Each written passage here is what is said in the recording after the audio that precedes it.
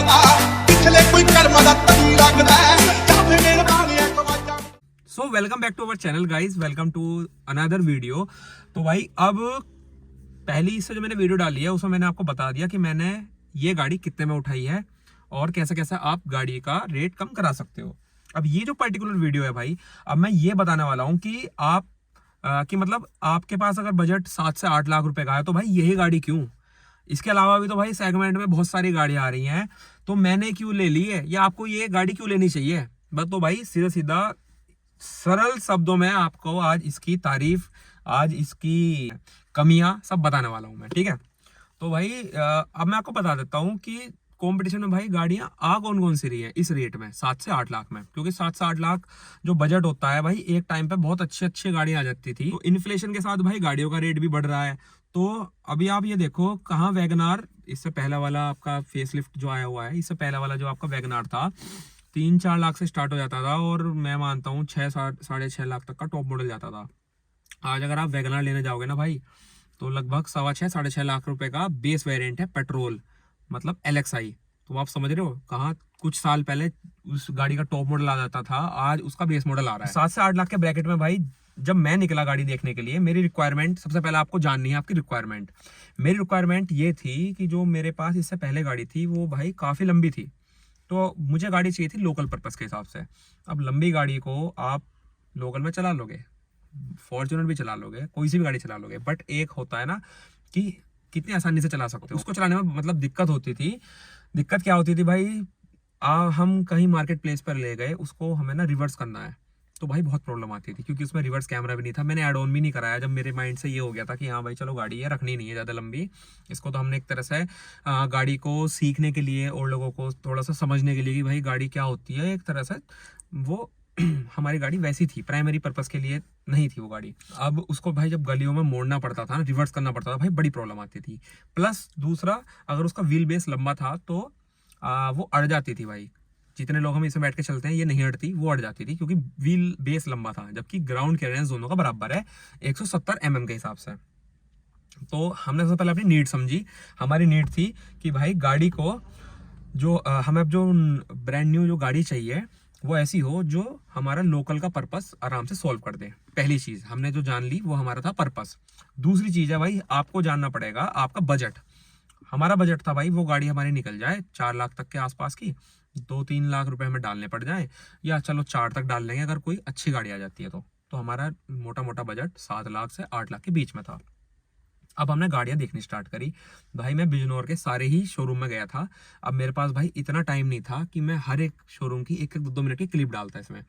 तो मैं स्टार्टिंग से जो हमारे रोड पे पड़ने स्टार्ट हो जाते हैं, नेक्सा पे गया मैं, नेक्सा के बाद मैं गया टाटा पे गया, होंडा, टोयोटा भी है इधर, उधर hyundai पे गया, रनो गया, मैं महिंद्रा गया। बिजनौर में आई थिंक इतने ही शोरूम है, इन सब में मैं जा चुका था।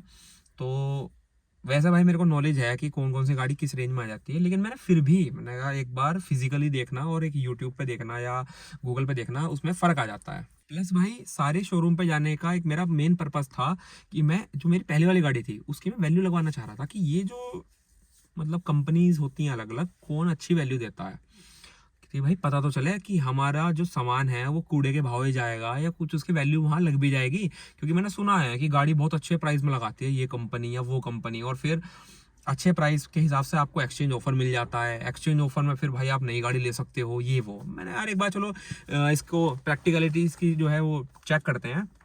तो मैंने सारे ही शोरूम पे भाई मैं लेके गया। भाई किसी कंपनी का नाम नहीं लेना चाहूँगा लेकिन फिर भी बता देता हूँ। मोस्टली शोरूम ने ना इसकी 2.5 लाख 260 ऐसा लगाई। 1-2 कंपनियाँ थी भाई जो इसको 360 तक इसकी वैल्यू लगा रहे थे, लेकिन 360 के बाद भी ना दिक्कत ही आ रही थी कि वो नई जो उसकी एक्सचेंज में उस कंपनी की हम गाड़ी ले रहे थे तो वो उस पर इतना ज़्यादा डिस्काउंट हमें नहीं दे रहे थे। तो भाई हमारा वो पर्पस खत्म हो गया था। वैसे मैं बात कर रहा हूँ Hyundai की। Hyundai ने 3 लाख आई थिंक 3,60,000 लगाए थे विद एक्सचेंज ऑफर, लेकिन जो उनकी ब्रांड न्यू गाड़ी आ रही थी भाई उस पर कोई भी डिस्काउंट नहीं था। बस डिस्काउंट था एक्स्टर पे, और नियोस थी शायद, ग्रैंड i10 नियोस, उस पर डिस्काउंट था। इसके कॉम्पिटिशन में भाई i20 आ रही थी, उस पर डिस्काउंट नहीं था। अब आ जाते हैं भाई इस गाड़ी को चूज़ करने के ऊपर, क्योंकि वो गाड़ी मैंने भाई बाहर भेज दी, ठीक है, वो किसी शोरूम पर हमने नहीं बेची।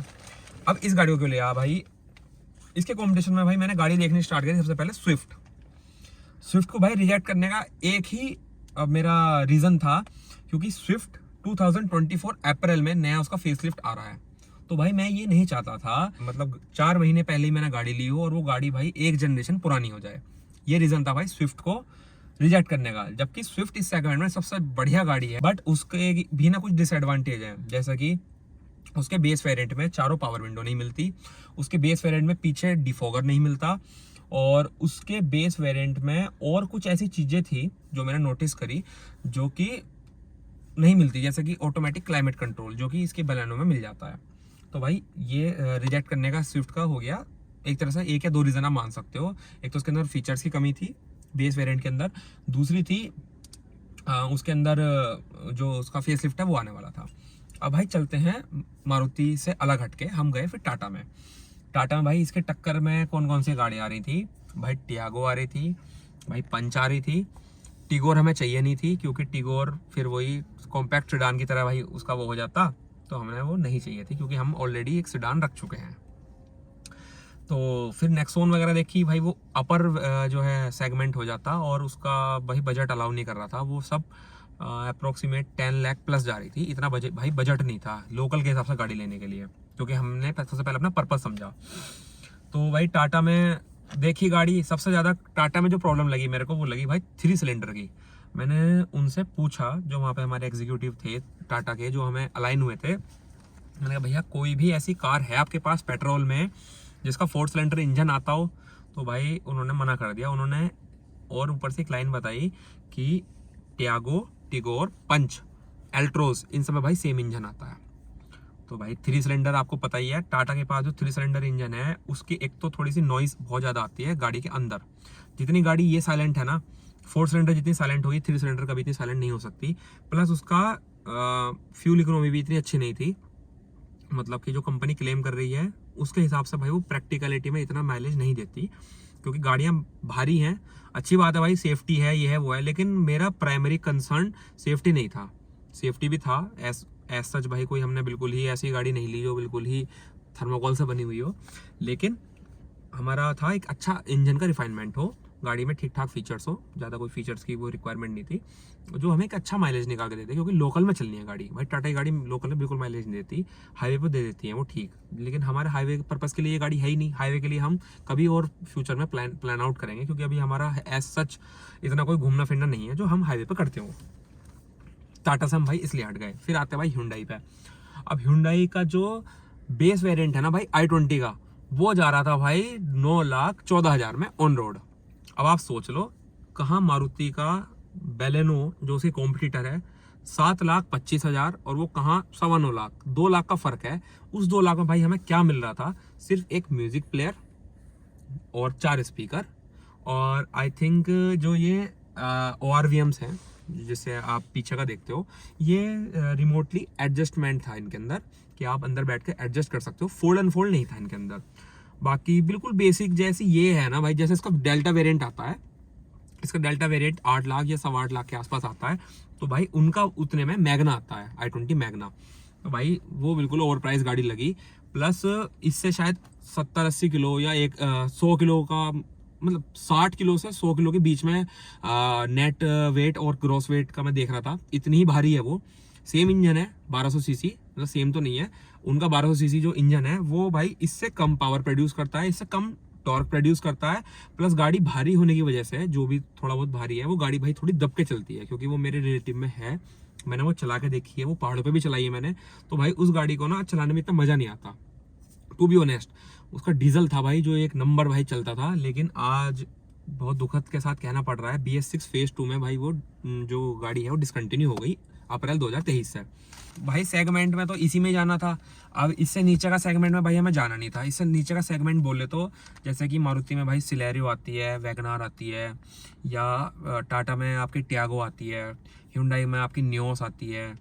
इस सेगमेंट में जाना था मैं, जैसे कि स्विफ्ट बलेनो जो प्रॉपर एक हैचबैक होती है, स्विफ्ट बलेनो i20, या आपकी टाटा एल्ट्रोज, ठीक है, और एक सिट्रन की करके आती है C3 C3 एयरक्रॉस, मतलब इस टाइप का हमारा जो सेगमेंट था डिसाइडेड था, जिसकी लेंथ अंडर 4 मीटर हो और ग्राउंड क्लियरेंस हमारा ठीक ठाक हो, जो अड़े ना ज़्यादा, मतलब जैसे नॉर्मल से रास्ते पे चलाएं गांव देहात वाले। ये हमारा पर्पस था। Hyundai का मैंने आपको बता दिया क्या रीज़न था। एक i20 आ रही थी, इसके अलावा एक्स्ट्रा आई थी भाई, वो मुझे पर्सनली पसंद नहीं आई। वो पंच की टक्कर की गाड़ी है, पंच रिजेक्ट करने का 3 सिलेंडर। और एक्स्ट्रा में क्या था भाई, उसकी पीछे से लुक मेरे को पसंद नहीं आई। आगे से ठीक लगती है वो, पीछे से पसंद नहीं आई। और वो इसे सस्ती पड़ रही थी, आई थिंक 6-6.5 लाख की वो ऑन रोड पड़ रहा, 6.5 लाख के आसपास ऑन रोड पड़ रहा था वो base variant. But base variant में उसमें कोई भी फीचर नहीं था। Hyundai से हम इसलिए हट गए। फिर भाई हम गए रेनो में। रेनो में भाई एक क्विड आती है उनकी, ठीक है। एक उनकी आ रही है वो रेनो की काइगर, एक रेनो की काइगर आ रही है और एक भाई ट्राइबर आ रही है। 3 गाड़ियां भाई शोरूम में खड़ी हुई। अब भाई क्विड से तो आप मतलब ये देख लो, सबसे ज़्यादा दिक्कत जो है ना रेनो की पेट्रोल इंजन में, भाई वाइब्रेशन बहुत ज़्यादा है। हमारे पास एक क्विड थी, रिलेटिव में थी हमारे, तो भाई मैंने काफ़ी चलाई है वो क्विड। तो उस क्विड में भाई, मतलब उसी क्विड में नहीं, सभी क्विड में ये दिक्कत है, जो उसका इंजन होता है ना, इंजन के कुछ पार्ट जो है ना वो प्रॉपर मेटेलिक नहीं है। मैंने सुना है ये, और कहीं काफ़ी ज़्यादा ना प्रैक्टिकल बात है ये, क्योंकि लॉन्ग रन में आप किसी भी कंपनी की गाड़ी लॉन्ग रन में आप चलाओगे तो भाई वो इतने जल्दी आपका साथ नहीं छोड़ेगी जितना जल्दी आपका रेनो का गाड़ी पेट्रोल इंजन की बात कर रहा हूँ मैं, वो आपका भाई साथ छोड़ देंगे। उनका जो इंजन हेड है वो आई थिंक किसी एक मतलब प्लास्टिक है, पता नहीं क्या फाइबर है, कुछ मिक्स है भाई।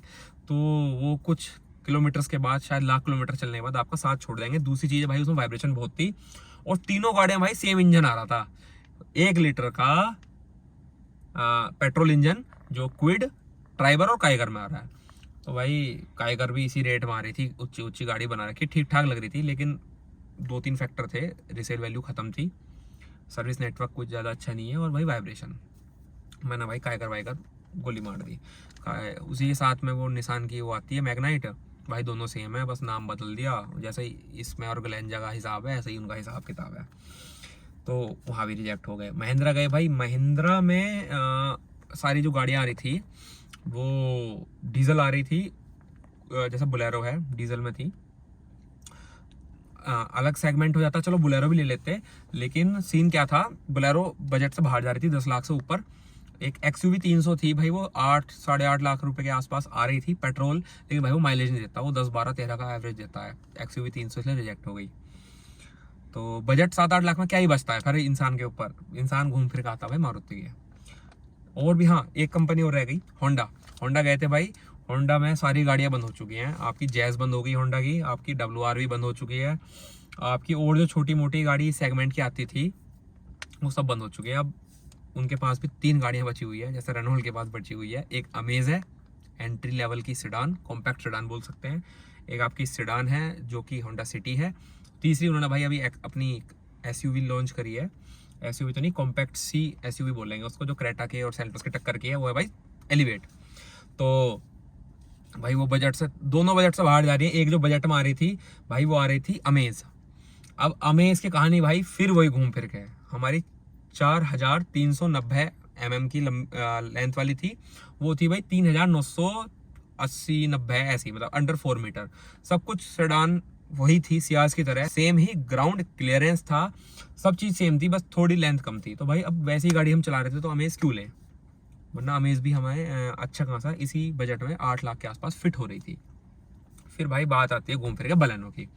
बलेनो और ग्लेंजा, टोयोटा में भी गए। ग्लेंजा जो है इससे 20-30 हज़ार रुपये ऊपर है, ठीक है। क्या मिल रहा है उसे 20-30 हज़ार रुपये एक्स्ट्रा डाल के। मैंने उनसे पूछा, मैंने भाई क्या है, मतलब ये बलेनो से महंगी क्यों है। सर एक तो आपको टोयोटा की इसमें ब्रांडिंग मिल जाएगी, पहली चीज़ जो वो दे रहे हैं ना 20-30 हज़ार में, टोयोटा की ब्रांडिंग।